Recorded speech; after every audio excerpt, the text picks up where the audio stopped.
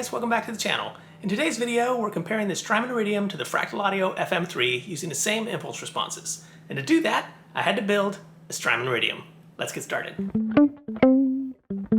Parts and pieces. Now with the Fractal Audio FM3, you can pretty much build any amp you want. And so I thought to myself, why not build a Strymon Iridium? And so off I went to find the parts and pieces. Now a Strymon Iridium is basically 3 amp channels, a Fender Deluxe Reverb normal channel, a Vox AC30 Top Boost Brilliant channel, and a Marshall Plexi Super Lead Model 1959. The Strymon Iridium also includes a collection of curated impulse responses from OwnHammer, Celestion, and Valhalla. I hope I said that right. So first, I set out to find some impulse responses, and I didn't want to just pick some random IRs. I thought I might be able to export the impulse responses from the Iridium, but that's not possible since they're non-exportable. Not a problem. OwnHammer's R-Evolution debut bundle actually seems to have all of the Strymon OwnHammer IRs in it, and so I went with that. For the Fender Deluxe, I'm using the Jensen 112C mic IR named HAZ87. For the Vox AC30, I'm using the OH212 VC30 Blue 12C Classic 3 mix. And for the Marshall Super Lead, I'm using the OH412 MRBW M75 GNR Byte mix. Next up, the amps. On the Fractal Audio FM3, I'll be using the following amp models. For the round amp, I'll be using number 95 Deluxe Verb Normal. For the chime amp, I'll be using Class A 30-watt TB, and for the punch amp, I'll be using number 45 Brit JM 45. Now the way the Fractal Audio FM3 works, you can't switch amps within a preset, and so I had to build 3 separate presets for each amp. Now this isn't rocket science, but it did take a little bit to match up the tones between the FM3 and the Strymon Iridium. Here are the main tweaks after a little bit of listening and comparing. So I used 3 channels per amp so that I could have a clean, crunch, and lead tone on each amp. I'm basically just emulating turning the drive knob on the Iridium. I ended up not changing the tone knobs for the clean settings since both Strymon and Fractal Audio provide idealized amp models, meaning that when you load up an amp model and all the tone knobs are set to noon, that's the ideal picture of that amp. And also, the tone stacks generally have the same characteristics across both modelers. Next, I built all of the presets. First, for the clean tone for each of the amps, I lowered the drive and input trim knobs down since the Iridium amps start off with some pretty clean tones. The drive and input trim varied per amp model. For the crunch and lead tones, I tried to match the tone adjustments that Strymon makes with the amps as you turn the drive knob past 2 o'clock. For example, on the chime amp, Strymon adds a treble booster in the amp model as you get past 2 o'clock, and so on the FM3, I added a treble booster to match that. I'm still a newbie when it comes to the Fractal Audio FM3, and I'm sure someone will tell me in the comments below that I'm doing something wrong.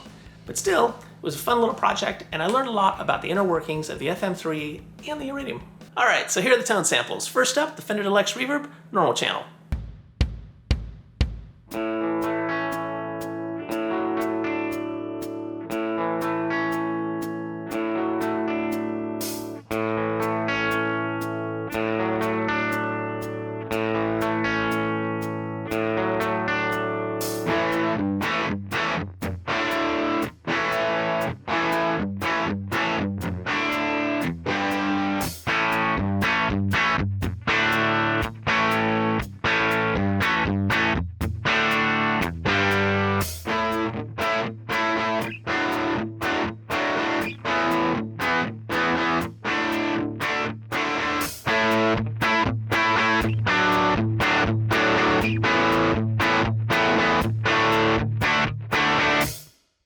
Next up, the chime amp.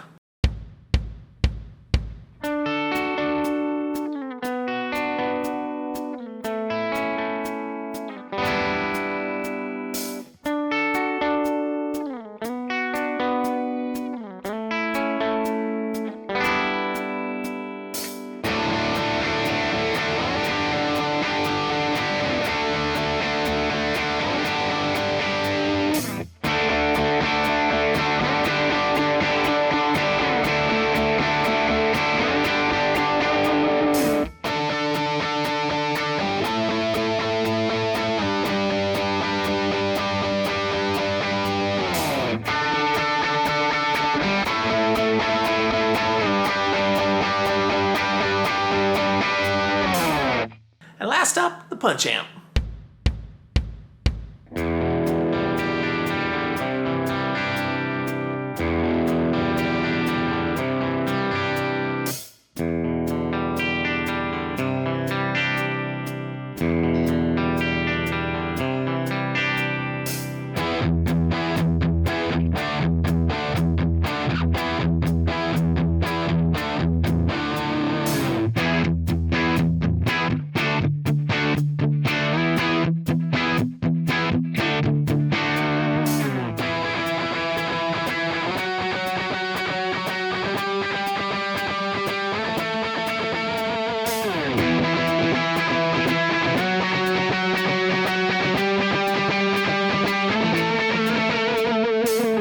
Well, there you have it, my fractal takes on the Strymon Iridium. As you guys know, I'm a big fan of the Strymon Iridium and I use it all the time.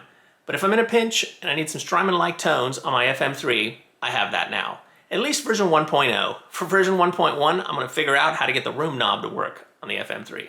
If anything, I think this project opened my eyes to the possibilities of things you can do with the FM3. That's it for now. Thanks for hanging out. Don't forget to like and subscribe, and we'll see you in the next video. Rocks out.